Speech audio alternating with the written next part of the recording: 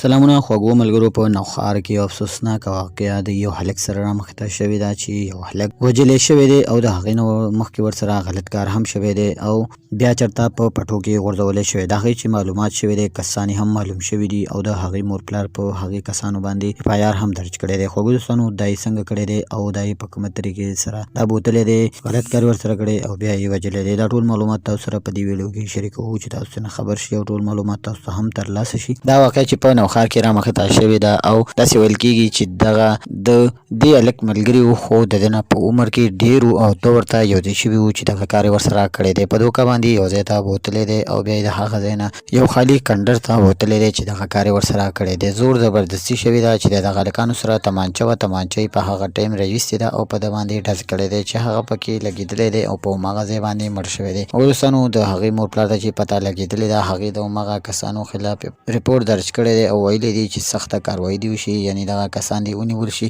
دغه کسانو هغې ته ځکه معلومات شته چې هغې سره تللی و، د کور نه ورسره په چکر باندې وتی و. نو خوږو دوستانو اول خو یې مور پلار ته هم نه و پکار چې دا یې داسې پرېښی و او داسې هلکانو سره یې پرېښودو. خو د مور پلار یې وینا ده چې زموږ ته هېڅکله دا امید او تمه نه وه چې آیا دې ملګري به ورسره داسې کار کوي. خوږو دوستانو نن سبا د ملګرو د وجې ملګرتیا بدنامه شوه. د ځینو ملګرو د وجې هغه ملګرتیا باندې څوک اعتبار هم نه کوي او نو په یارۍ دوستۍ باندې څوک اعتبار کوي. خوږو دوستانو دا افسوسناکه واقعه چې په نوښار کې رامخته شوې ده او د ګل غوندې هلک سره دغه غلط کار شوی دی او د ګل غوندې هلک وژلی شوی دی او غلط کار ورسره شوی دی چې بیا د هغې نه بعد په یو پټو کې غورځولی شوی دی. خوږو دوستانو الله دې وکړي چې دغه کوم کسان دي چې دې پسې په سخته کاروایي وکړي او ونیسي او ګرفتار یې کړي او سخته سزا ورته ورکړي او د دې مور پلار ته دې الله پاک د زړه صبر ورکړي. خوږو دوستانو د یو میسج په تور داسې هم ستاسو بچي به هم وي چې ښایسته وي او رنګ یې سپین وي، نو هېڅکله یې داسې مه پرېږدئ او نه یې د داسې هلکانو سره پرېږدئ چې په هغې ستاسو یقین او بروسه نه وي.